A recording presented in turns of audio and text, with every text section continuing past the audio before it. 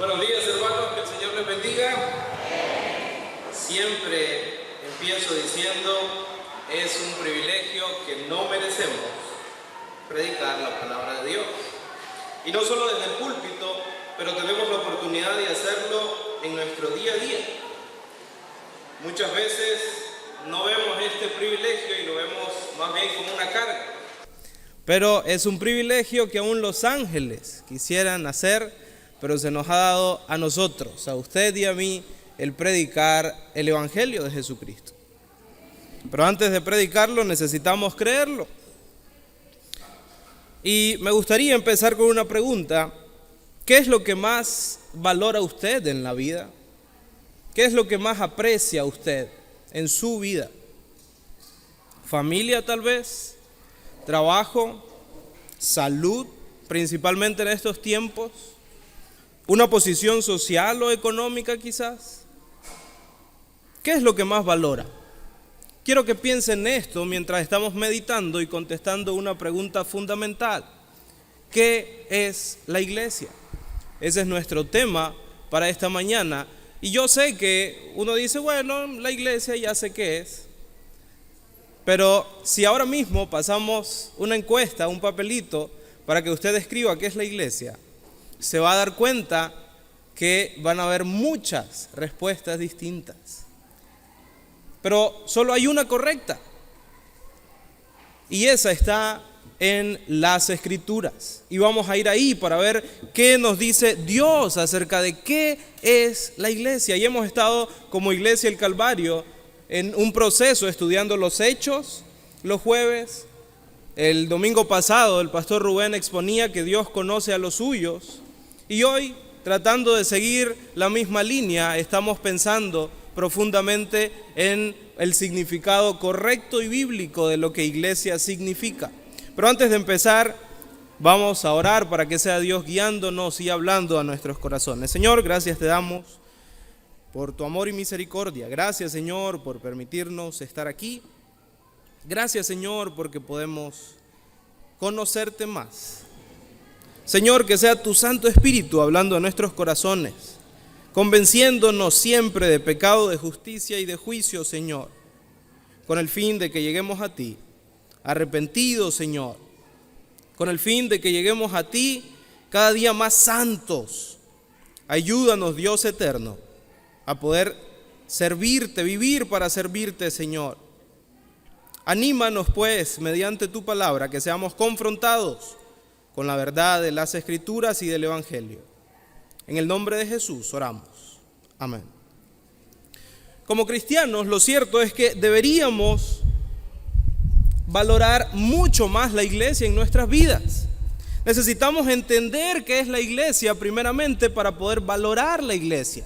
Muchas veces tenemos un mal entendimiento en primer lugar del Evangelio, y yo no sé cuántos estuvieron aquí la última vez que me tocó exponer desde este púlpito y hablábamos de lo que es una iglesia en el Evangelio.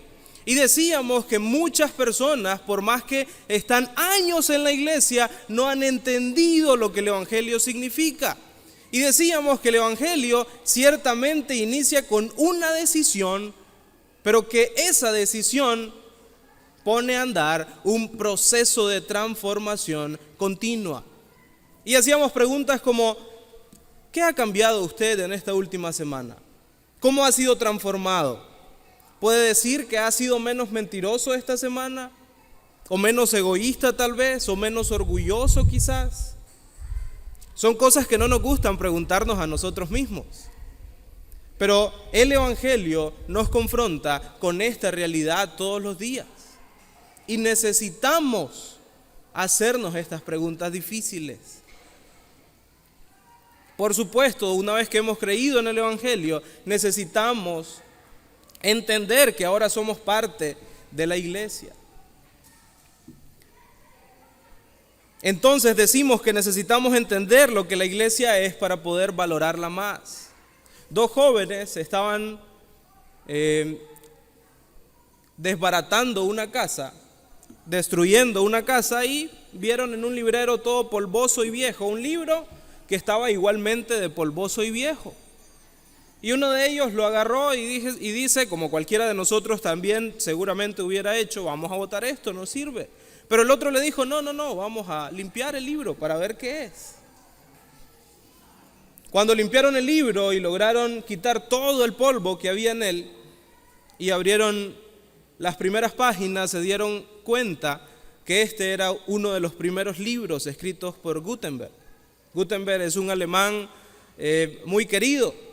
Gutenberg fue un gran inventor en su tiempo. Y entonces se dieron cuenta que este libro era sumamente valioso, pero casi lo tiran a la basura. No fue hasta que se pusieron a limpiar el libro que se dieron cuenta de su valor. Creo que como cristianos necesitamos quitar el polvo de nuestro pensamiento, examinar nuestras creencias acerca de lo que creemos que es la iglesia, para entonces poder valorar adecuadamente la iglesia. Y la pregunta para usted, ¿cuánto valora la iglesia entonces? ¿Sabe cómo puede medir eso? ¿Cuánto se involucra usted en la iglesia? ¿Solo los domingos? ¿Solo los días de culto se involucra? ¿Cuánto tiempo pasa en la iglesia? ¿Cómo habla de la iglesia? Necesitamos hacernos estas preguntas. Y entonces vamos a ahondar y responder qué es la iglesia, pero antes de responder qué es la iglesia, necesitamos empezar a definir lo que no es la iglesia. Porque nuestras mentes están llenas de ciertas ideas que no son correctas acerca de la iglesia. Y necesitamos entonces primero enfocarnos en entender lo que la iglesia no es. En primer lugar, la iglesia no es un club. No somos un club que nos reunimos por cosas en común. No somos un club que nos reunimos porque todos estamos apoyando a un mismo equipo deportivo. O simplemente un club de amigos que se reúne para compartir comida o chistes o historias. No, la iglesia no es un club. Hay iglesias que están funcionando como un club. Y todo está diseñado para eso. Pero eso no es la iglesia. Estaba investigando acerca de este tema y hay una iglesia de gamers. ¿Sabe lo que es eso? Una iglesia de jugadores virtuales. Ellos tienen una iglesia ahí. Eso no es una iglesia, es un club. Y tienen un eslogan, ¿no? De la vida virtual a la vida celestial. Eso no es una iglesia, porque la iglesia no es un club. Tampoco la iglesia es una institución académica. Así que no se preocupe, el próximo domingo no hay examen. Ciertamente estudiamos la Biblia, pero estudiamos la Biblia para ser transformados por ella. No estudiamos la Biblia simplemente para crecer en intelecto, sino en dependencia absoluta del Señor. ¿Nos interesa estudiar las Escrituras? Sí. ¿A un nivel serio? Sí.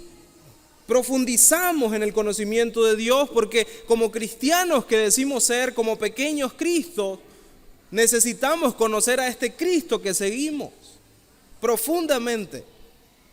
Y lo asombroso de eso es que nunca terminamos de conocerlo. Seguimos aprendiendo vez tras vez. Porque la palabra de Dios sobrepasa todo tiempo. Sigue viva y eficaz y es más cortante que toda espada de dos filos. La pregunta para nosotros en este punto es, ¿qué tanto ha calado la palabra de Dios en nuestras vidas? ¿Pensamos que la Biblia solo es para llenar nuestras mentes? ¿O hemos bajado ese conocimiento a nuestro propio corazón? ¿Es una lucha? Sí. Y necesitamos estar conscientes de eso.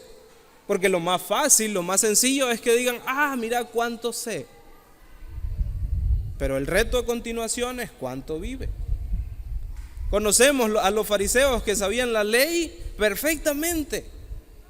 La conocían perfectamente, intelectualmente eran hombres dotados, pero no vivían lo que ellos decían. ¿Ha escuchado usted decir muchas personas, para ser como ese? No, mejor estoy bien así. Seguro tiene vecinos que dicen eso. No por usted, espero. Compañeros de trabajo o conocidos. Pero la gente está diciendo esto porque estamos actuando igual que los fariseos. Decimos saber mucho, pero no estamos viviendo nada. Entonces la iglesia no es una institución académica, ¿ok? La iglesia tampoco es una ONG benéfica. La iglesia no es una ONG benéfica. La iglesia no existe para pelear luchas raciales o defender ciertos grupos. No es el fin de la iglesia. El fin de la iglesia no es erradicar el hambre del mundo o la pobreza. Este no es el propósito de la iglesia. La iglesia no existe para hacer obras benéficas o sociales. ¿Hacemos eso? Probablemente. ¿Pero es el fin de la iglesia? ¿Eso es la iglesia? No. Hubo una iglesia que tenía un edificio completo a la par de la iglesia, del lugar del templo donde se reunían, y era un edificio para hacer obras benéficas, solamente para eso. Con el pasar del tiempo, se dieron cuenta que invertían más recursos, más tiempo en las obras benéficas y sociales que hacían que en la misma iglesia. Ese no es el propósito de la iglesia. Gracias a Dios que esta iglesia se dio cuenta del error que estaba cometiendo y pudieron revertir el asunto. Pudieron darse cuenta que el centro de la iglesia es Cristo y que, como Cristo mismo dijo, a los pobres siempre los tendréis. Porque no es el fin de la iglesia acabar con el hambre de este mundo. Judas pensó eso también. Judas dijo, pero ¿cómo estamos desperdiciando este perfume? Si vale tanto dinero, se podía haber usado para cualquier otra cosa. La iglesia tampoco existe para que piensen bien de nosotros. Y pensamos muchas veces que la iglesia, sí, hagamos bien a todos para que vean qué buenos somos. Qué buenos cristianos somos. Hermano, hermana, necesitamos llegar a la gente con el evangelio. Más allá de saciar un estómago, necesitamos saciar un alma. Necesitamos entender que lo más grave que la gente está enfrentando no es la pandemia, no es la pobreza, no es el hambre. Lo más grave que la gente está enfrentando es el pecado, porque eso, su naturaleza pecaminosa, le hace enemigo de Dios. Nuestra naturaleza pecaminosa nos hace enemigos de Dios. Y solo cuando reconocemos esto y venimos a Cristo, Él es el único que nos reconcilia con Dios. Para esto sí existe la iglesia. ¿Hemos sido llamados para buenas obras? Sí, es cierto eso, pero no es nuestro fin.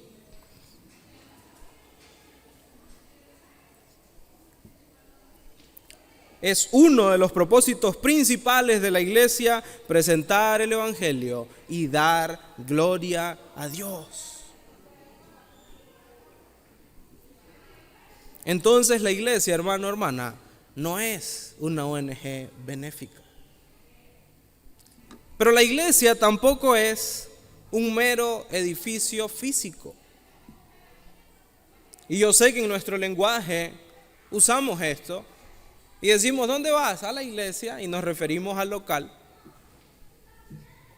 Y no es que haya pecado en eso, pero necesitamos entender que eso no es la iglesia. No importa el tipo de edificio o lugar donde la iglesia se reúna.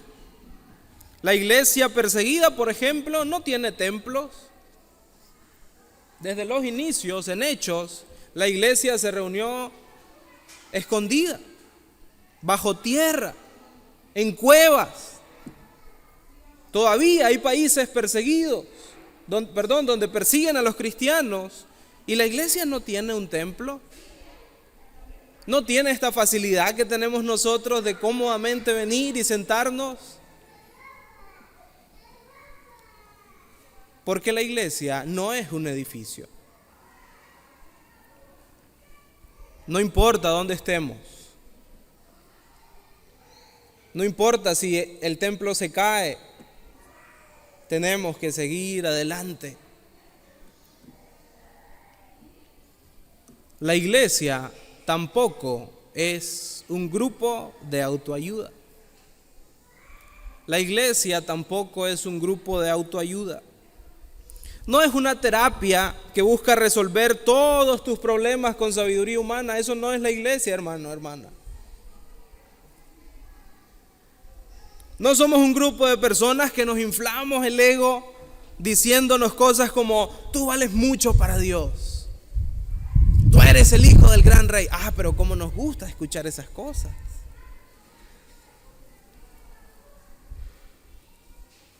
No somos eso, hermano. No somos un grupo de autoayuda. La iglesia de Cristo, la iglesia verdadera, no es eso. La iglesia por la que Cristo murió, no es eso. La iglesia no es antropocéntrica. La iglesia entonces lo que quiere decir es que no gira alrededor de usted y de mí, no gira alrededor del hombre y sus problemas. No somos una institución antropocéntrica en ninguno de sus sentidos. No venimos aquí para hacernos sentir lo mejor. La iglesia, entendamos, no gira alrededor del hombre y sus problemas. La iglesia gira en torno a Cristo, porque Él es el único que puede ayudarnos. La iglesia entonces es cristocéntrica.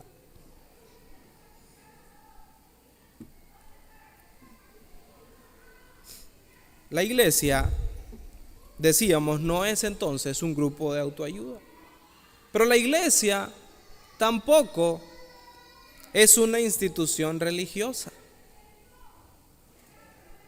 La iglesia no es una institución religiosa. No se enfatiza los modos humanos para llegar a Dios por nosotros mismos. Eso es lo que hace una institución religiosa. Todas las religiones hacen lo mismo. Todas las religiones buscan la manera de llegar a Dios. Eso es una institución religiosa. Nosotros no somos eso, no enfatizamos eso, sino todo lo contrario. Queremos darnos cuenta que no hay manera humana, no hay esfuerzo humano suficiente para llegar a este Dios santo, santo, santo. No lo hay. Por nosotros mismos es imposible, sino solo por la gracia de Dios que nos salva.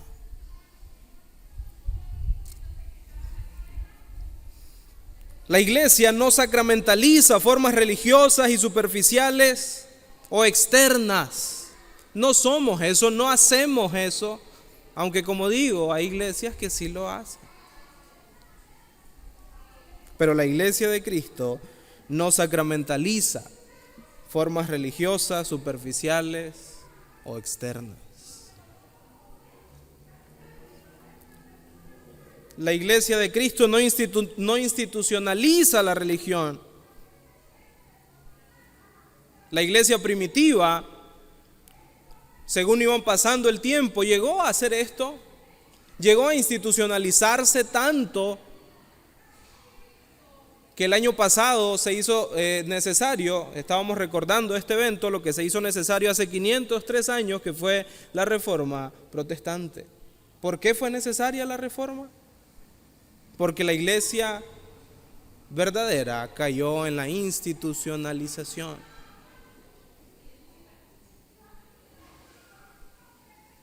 La iglesia es un organismo vivo, no una institución religiosa.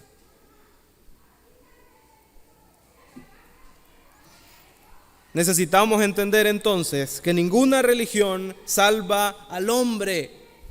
Lo que hace la religión es que lo aparta de Dios, haciéndole pensar que se acerca a Él. La iglesia no promueve tradiciones ni repeticiones, sino que promovemos a Dios y su palabra. La iglesia de Cristo promueve a Dios y su palabra. No nos regimos, es que siempre lo hemos hecho así. El hecho de que haya funcionado o que lo hayan hecho así siempre no lo hace correcto.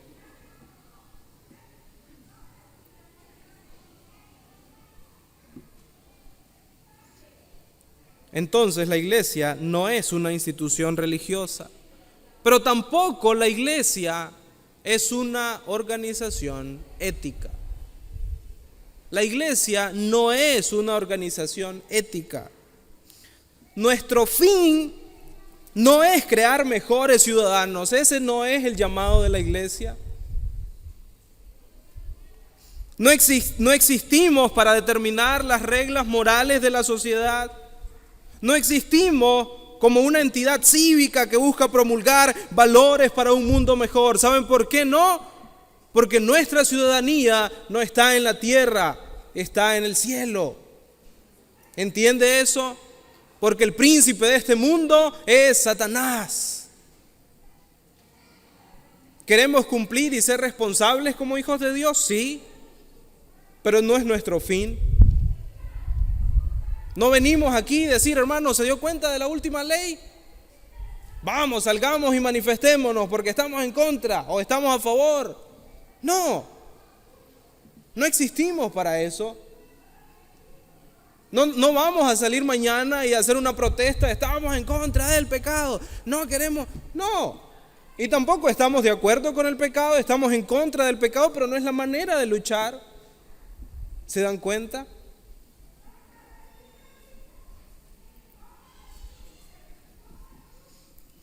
No estamos en pos de la moral superficial, sino de una transformación profunda y verdadera a través de Cristo. No estamos apuntando a la conducta.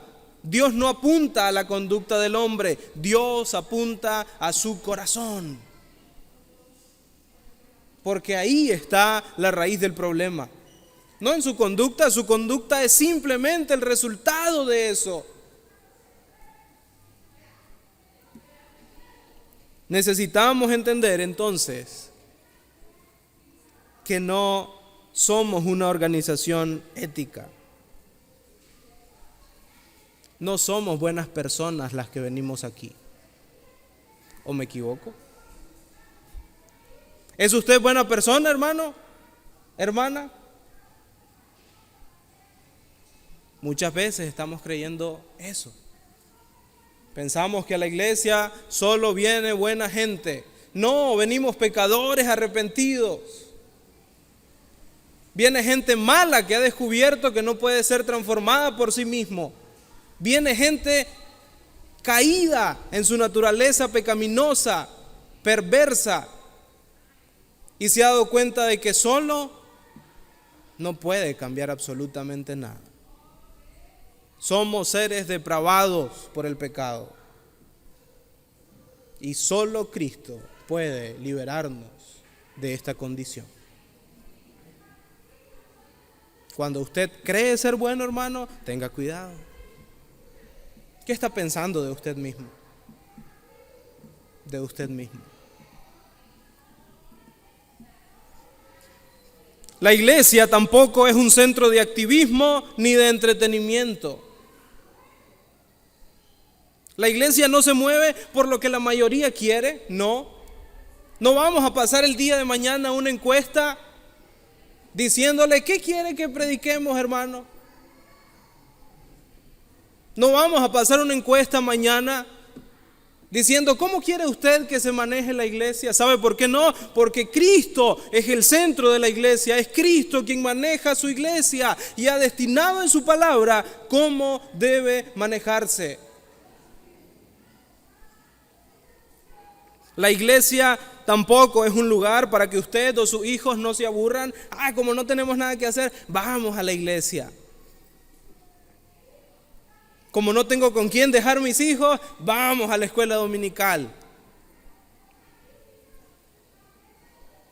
La iglesia no es eso, hermanos. O como no tengo nada que hacer, voy a chatear todo el culto, revisar redes sociales. Eso no es la iglesia. No somos un centro de activismo ni de entretenimiento. Y por último, la iglesia no es un nuevo Israel. Necesitamos entender esto claramente. La iglesia no es un nuevo Israel. Las promesas que Dios hizo a Israel no se transfieren en ninguna manera a la iglesia. Necesitamos entender tal cosa. El Nuevo Testamento siempre está haciendo una distinción clara: Israel y la iglesia. Y a pesar de que podemos sacar verdades fundamentales, conociendo el carácter de Dios en el Antiguo Testamento, todo lo que se ha prometido al pueblo de Israel es para el pueblo de Israel. Somos la iglesia e Israel sigue siendo el pueblo escogido por Dios y Él va a tratar con ellos en su tiempo, a su manera. Pero no somos en ninguna manera el nuevo Israel. No es que Dios de repente nos ha suplantado o los ha suplantado por la iglesia, no. Somos cosas distintas en el plan perfecto de Dios.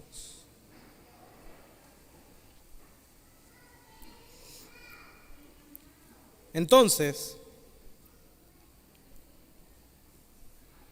simplemente recapitulando, decíamos que la iglesia no es un club, la iglesia no es una institución académica, la iglesia tampoco es una ONG benéfica, la iglesia no es un mero edificio, tampoco la iglesia es un grupo de autoayuda, ni una institución religiosa, ni una organización ética, ni un centro de activismo, ni de entretenimiento, ni tampoco el nuevo Israel. Entonces, ¿qué es la iglesia? Y ahora vamos ahí, si ustedes se dan cuenta, dicen qué barbaridad, este hermano está predicando y no ha usado ni un texto bíblico. ¿Saben por qué? Porque lo que acabamos de exponer son meros conceptos humanos. No hay principios bíblicos que los respalden. No hay alguno.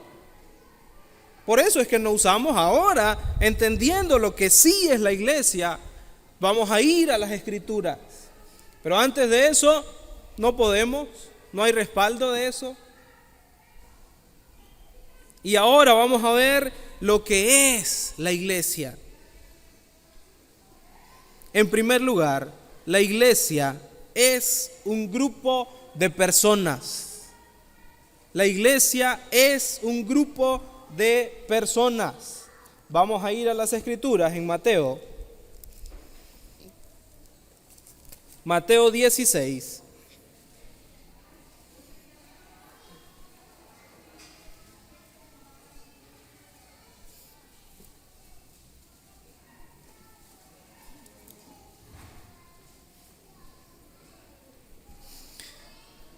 Mateo 16, 18, Jesús hablando a Pedro. Y miren lo que dice: yo también te digo que tú eres Pedro, y sobre esta roca edificaré mi iglesia, y las puertas del Hades no prevalecerán contra ella.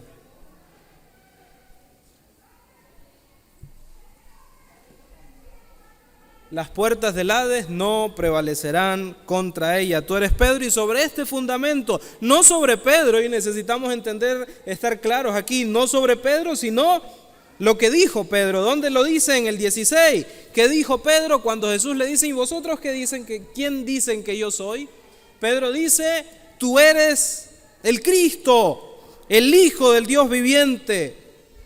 Esa es la roca sobre la cual Cristo está diciéndole a Pedro, sobre esa verdad yo voy a edificar mi iglesia. No somos un mero edificio, hermanos. En primer lugar, entonces, somos un grupo de personas.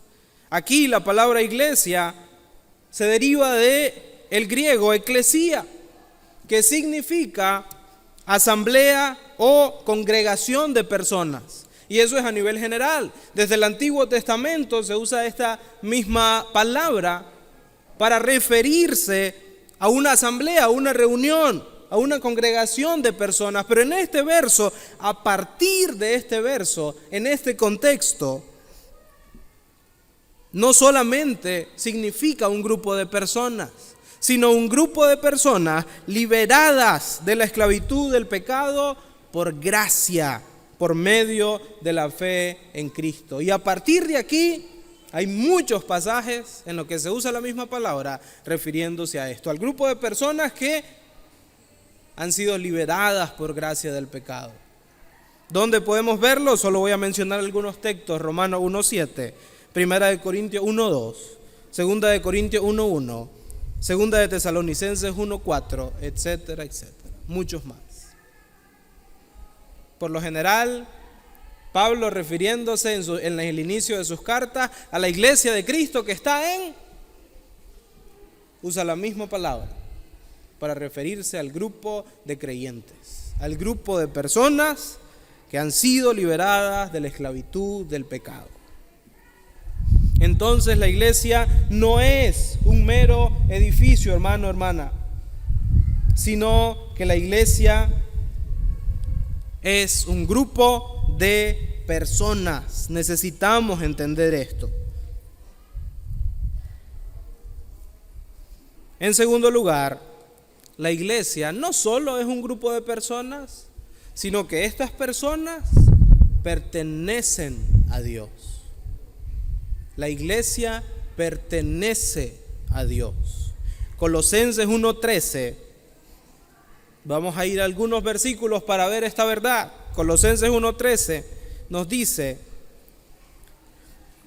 porque Él nos libró del dominio de las tinieblas y nos trasladó al reino de su Hijo amado.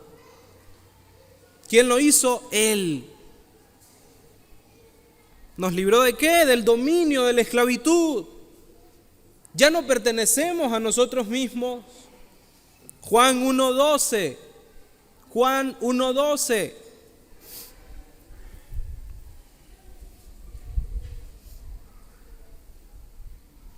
Pero a todos los que le recibieron, les dio el derecho de llegar a ser hijos de Dios, es decir, a los que creen en su nombre.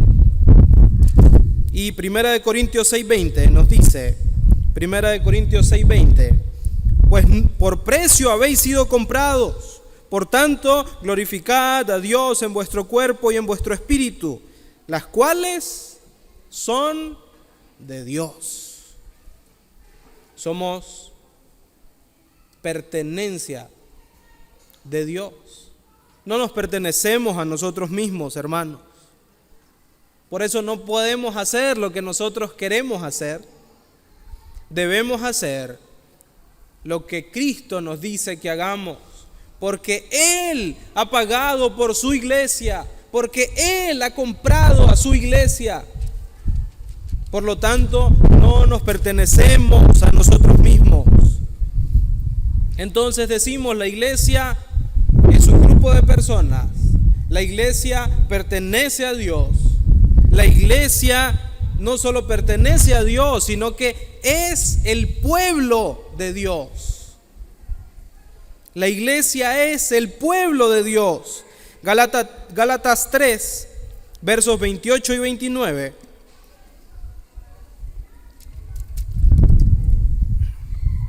refiriéndose a la salvación, Pablo escribe a los Gálatas, capítulo 3, versos 28 y 29, y dice: no hay judío ni griego, no hay esclavo ni libre, no hay hombre ni mujer, porque todos sois unos en Cristo. Y si sois de Cristo, entonces sois descendencia de Abraham, herederos según la promesa. ¿Cuál promesa? ¿No fue esta promesa que se hizo a Israel y estamos diciendo hace unos minutos que no somos el nuevo Israel? No. Voy a explicar un poco. La promesa que Dios hizo a Abraham, vamos a ir a Génesis 12:3 para ver qué es exactamente lo que Dios está prometiendo a Abraham. Vamos a ir ahí, Génesis 12:3.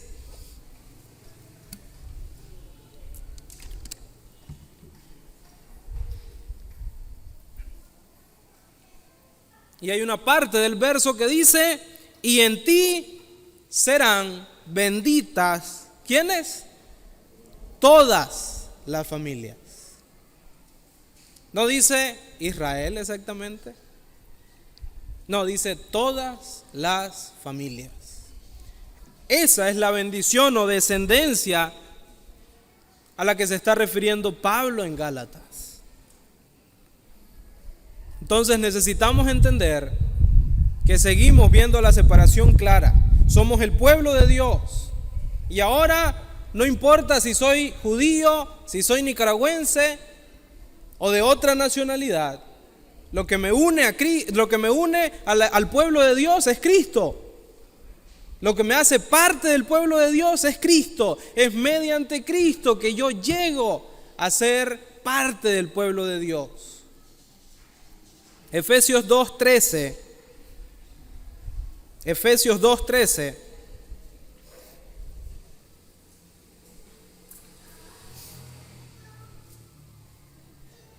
Nos dice esta realidad. Efesios 2:13 dice: pero ahora en Cristo Jesús, vosotros que en otro tiempo estabais lejos, habéis sido acercados por la sangre de Cristo.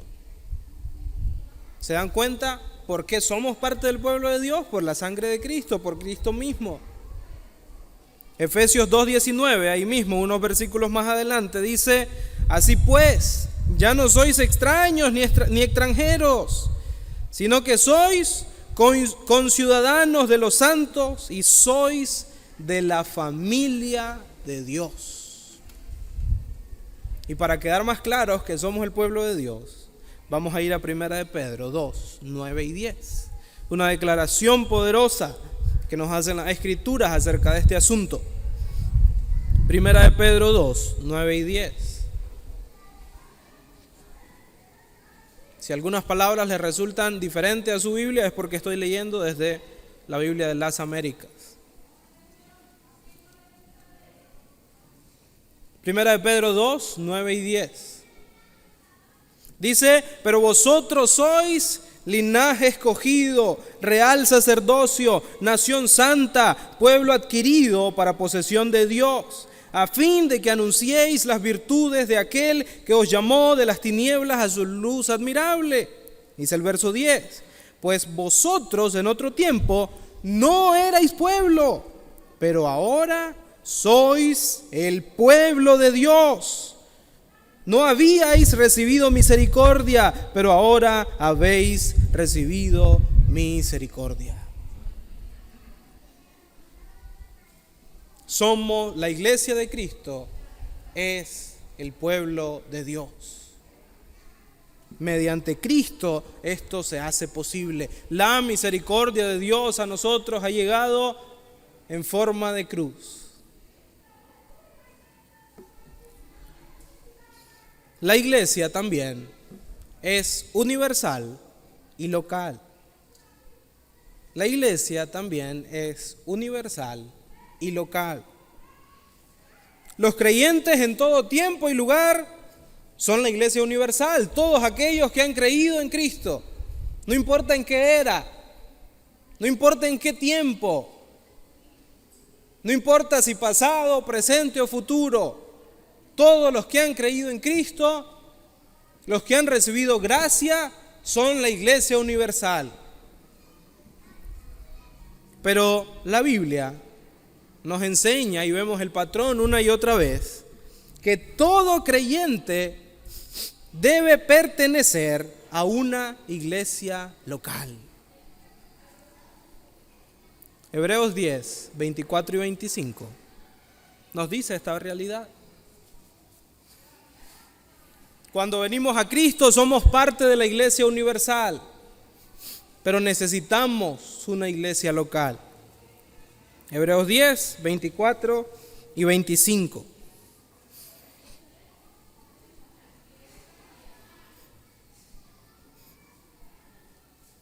Nos dice así: y consideremos cómo estimularnos unos a otros al amor y a las buenas obras, no dejando de congregarnos, como algunos tienen por costumbre, sino exhortándonos unos a otros, y mucho más al ver que el día se acerca. No dejando de congregarnos. Y muchos dicen, no, yo me congrego con Pablo, pero si murió. No, es que yo pertenezco a la iglesia universal. Hermano, hermana, si yo le digo a usted, ¿de dónde usted es ciudadano? Y me dice, soy ciudadano del mundo. Bueno, sí, pero debe pertenecer a un país. ¿En qué país nació? ¿En qué país tiene su seguro social? ¿O su seguro de vida, de salud? ¿Qué país responde por usted? No puedo simplemente andar por la vida diciendo, es que soy ciudadano del mundo. No es cierto. Somos ciudadanos de un país, de la misma manera. Necesitamos identificarnos con una iglesia local. Necesitamos pertenecer a una iglesia local. Eso es lo que nos enseña el Nuevo Testamento. Eso es el patrón que podemos ver en el Nuevo Testamento. Creyentes congregados, siendo parte, siendo miembros de una iglesia local. Este estudio es toda una serie, no vamos a ver por supuesto la serie, pero hay otro estudio enfocado a la membresía de la iglesia. Pero necesito ser miembro de una iglesia. Es lo que las escrituras me enseñan. Ahora es interesante entender que no todas las personas en una iglesia congregadas pertenecen a la iglesia de Cristo. No todo el que llega donde está un grupo de cristianos reunidos pertenece a la iglesia de Cristo, no. Hay personas que pueden venir, pero no son de la iglesia de Cristo. No pertenecen a la iglesia. Porque no han sido lavados por la sangre de Cristo por medio del Evangelio. ¿Pertenece usted a la iglesia de Cristo? ¿Ha entendido el Evangelio? ¿Ha puesto su fe en Cristo solamente? ¿O solo es un espectador?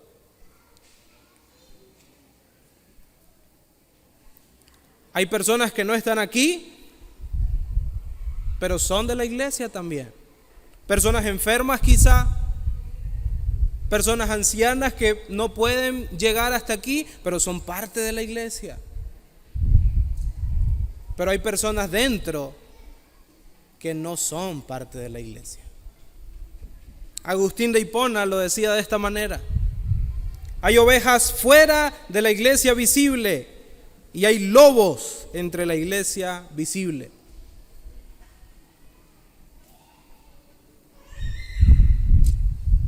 Hay ovejas fuera de la iglesia visible y hay lobos entre la iglesia visible. ¿Es usted un creyente en Cristo? La iglesia también es de Cristo. La iglesia también es de Cristo. Primera de Corintios 3, 4 y 5 nos dicen esta verdad.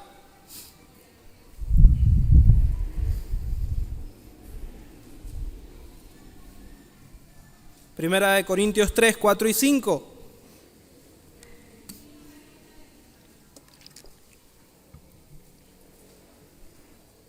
Porque cuando uno dice yo soy de Pablo y el otro yo soy de Apolos, ¿no soy simplemente hombres? ¿Qué es pues Apolo y qué es Pablo? Servidores mediante los cuales vosotros habéis creído, según el Señor dio oportunidad a cada uno. La iglesia no es de Pablo, la iglesia no es de Apolos, la iglesia no es de Pedro. La iglesia, hermano, hermana, es de Cristo. Efesios 1, 22 y 23.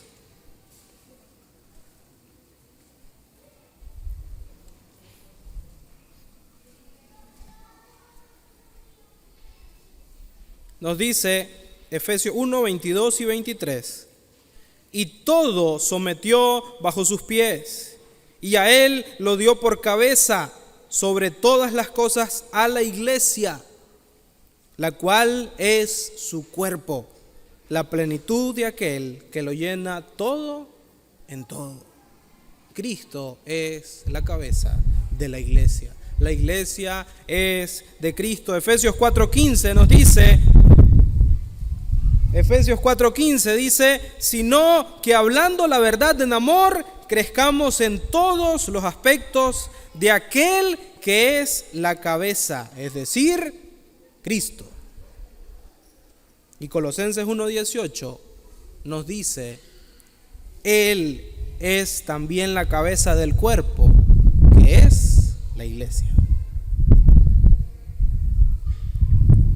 Hermano, hermana, su palabra es la que dirige la iglesia mediante hombres que Él ha llamado, por supuesto, mediante líderes, mediante pastores o ancianos que Él ha llamado a su servicio para ministrar mediante su palabra a la iglesia. La iglesia es de Cristo y es ministrada a través de hombres usados y llamados por Él. Le pregunto, hermano, hermana, ¿es usted dirigido por Dios como parte de la iglesia de Cristo? Hágase las siguientes preguntas. ¿Es la ley de Dios su norma? ¿Su palabra es su credo? ¿Su voluntad es su mandato? ¿Su gloria es su ambición? ¿Nos estamos sometiendo a Cristo en el diario vivir, en nuestra familia, como padres o madres, como esposos o esposas? ¿Estamos sometiéndonos realmente a este Cristo que es la cabeza? ¿O quiero ser yo el cuello para mover la cabeza?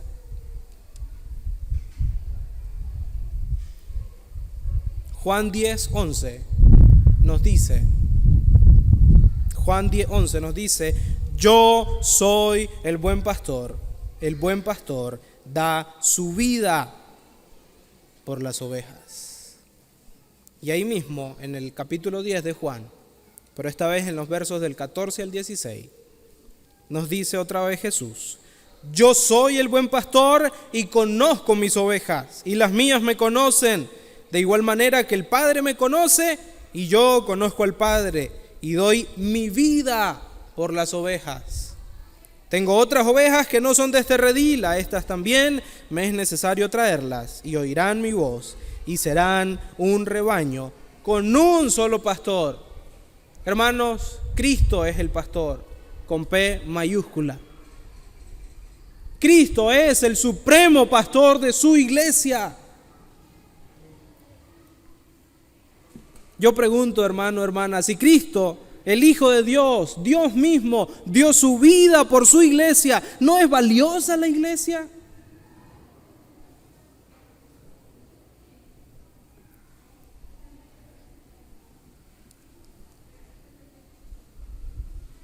Y a pesar de que Cristo, Jesús mismo, es el buen pastor, es el supremo pastor de su iglesia, quiero referirme a lo que mencioné hace unos segundos. Él ha levantado hombres a su servicio que dirigen la iglesia. Por lo tanto, muchos pueden decir, Cristo es el buen pastor, yo no tengo problema con eso, Cristo es mi pastor, sí es mi pastor, no hay nada en contra de eso, pero no se someten a los pastores de la iglesia local. Error. Hebreos 13:17. Hebreos 13:17. El autor de Hebreos nos da una instrucción clara, un mandato claro.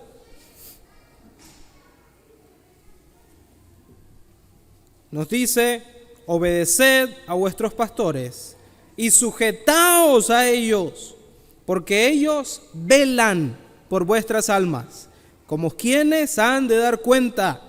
Permitidles que lo hagan con alegría y no quejándose, porque eso no sería provechoso para vosotros. Y Efesios 4:11 nos dice que Él dio a algunos el ser apóstoles, a otros profetas, a otros evangelistas y a otros pastores y maestros. El Señor es quien levanta pastores y maestros para la iglesia. Por lo tanto, nuestra responsabilidad es someternos a su autoridad, guiada por la palabra de Dios. No se trata de los pastores, se trata de Cristo dirigiendo a la iglesia a través de los pastores. Pero cuando entonces viene el pastor y trata de aconsejarle, usted se incomoda, usted se queja, usted piensa que el pastor está metiéndose en su vida. Bueno, entienda, cada pastor ha de dar cuenta de sus ovejas. ¿Entiende esa responsabilidad? Necesitamos entender que el llamado de atención es un acto de amor. La reprensión es un acto de amor. No es un acto de odio, es un acto de amor. Cuando un pastor o un líder en la iglesia va y le corrige, piensa en esto, se toma el tiempo de observarle. Se toma el tiempo para pensar en lo que va a decir. Se toma el tiempo para orar por usted. Se toma la molestia de ir donde usted y que usted se moleste con él. Y que después no solo se moleste, hable mal de él con otros. ¿No es más fácil simplemente dejar a cada uno hacer lo que quiera y no me arriesgo a nada? ¿Se da cuenta? Dé gracias a Dios por cada vez que alguien le corrige, porque la corrección es un acto de amor. Y por último, la iglesia prevalece. La iglesia prevalece y prevalecerá. Mateo 16:18 que estábamos viendo hace poco nos dice esta verdad también. Jesús hablando: yo también te digo, tú eres Pedro, y sobre esta roca, sobre esta verdad que has dicho, edificaré mi iglesia, y las puertas del Hades no prevalecerán contra ella. La expresión las puertas del Hades era una expresión muy común en ese momento para referirse a la muerte física. La muerte física no termina con la iglesia. Podemos morir todos juntos hoy y eso no termina con la iglesia. La iglesia prevalece. La iglesia de Cristo prevalece por encima de todo. Y la historia de la iglesia es la muestra de esto. Ha sufrido persecuciones, ejecuciones, crucifixiones. ¿Qué no ha sufrido la iglesia de Cristo? ¿Y dónde está? Creciendo, prevaleciendo.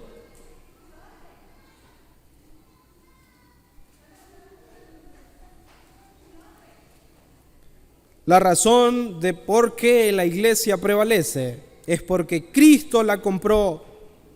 Por eso trasciende tiempo y espacio.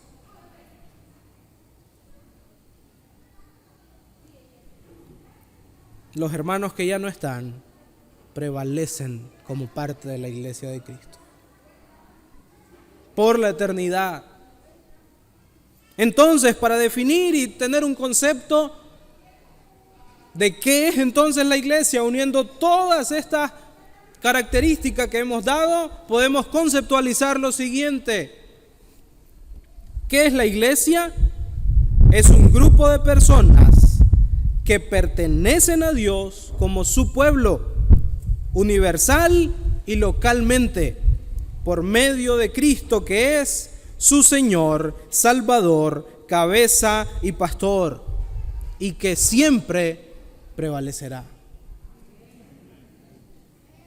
A pesar de que no hay examen el próximo domingo y no es tarea memorizarlo, espero que lo tenga en mente para tener un verdadero sentido de lo que es la iglesia. Y entonces la pregunta para nosotros sigue siendo la misma. ¿Qué es lo que más valora usted en su vida? Se hizo una encuesta, por supuesto, antes de la pandemia. Y lo que querían saber en esta encuesta es qué valora más la gente en los diferentes continentes. Los resultados son los siguientes. En Estados Unidos o Norteamérica, lo que más se valora es el nivel de vida. En muchos países africanos y asiáticos como Afganistán, lo que más se valora es la seguridad. En Australia, lo que más se valora es la conciliación familiar. En Europa, lo que más se valora es la salud. En Latinoamérica, lo que más se valora es la educación. ¿Qué es lo que más valora usted como creyente? La iglesia debe ser de lo más valorado en su vida. ¿Y cómo demuestro que la iglesia es lo más valorado en mi vida? Bueno, necesita revisar o comenzar a dedicar más tiempo, dedicar más energía a la iglesia, servir, dedicar su servicio a la iglesia, dedicar recursos económicos con gozo y con privilegio a la iglesia, no hablar mal de la iglesia ni de sus miembros, venir a la iglesia y poner toda mi atención. Estas son muestras de cómo usted está valorando mucho más la iglesia. Pero más allá de que necesito valorar la iglesia, ¿soy parte de la iglesia de Cristo? Recordemos, Cristo es el Señor de la iglesia. Cristo es el Señor de tu vida. Si no es así, necesitamos correr a Él, arrepentidos, entendiendo nuestra condición pecaminosa de enemistad con Dios. Entender que Jesús vino al mundo para reconciliarnos con Dios. Y necesitamos creer en Él para ser salvos. Y si usted es parte de la iglesia de Cristo, es momento de que comience a valorar mucho más la iglesia que Cristo compró con su sangre. Y mi oración, hermano y hermana, es que estemos animados a volcarnos al trabajo en la iglesia. ¿Cómo puedo ser ayudado por mis hermanos en la iglesia? ¿Cómo puedo involucrarme mucho más en la iglesia? ¿Cómo puedo animar a otros a ser parte de la iglesia mediante el evangelio? ¿Cómo puedo ayudar a aquel que es nuevo en la iglesia, discipulándole, caminando con Él, conociendo juntos a este Señor de la iglesia. Pensemos en esto, hay muchas maneras de servir en la iglesia. Solo necesitamos disponer nuestro corazón y tiempo para ello. Señor, gracias te damos por tu amor y misericordia. Gracias, Señor, porque tú eres el Señor de la iglesia. Gracias, Señor, porque mediante tu Hijo Jesucristo podemos ser parte de tu iglesia, Señor, de tu pueblo. Ayúdanos a prevalecer en ti con una vida transformada, con una vida que sea luz a los perdidos, que sea de ánimo a los salvos. Ayúdanos, Dios, a comprometernos más contigo cada día. En el nombre de Jesús oramos y te lo pedimos todo. Amén.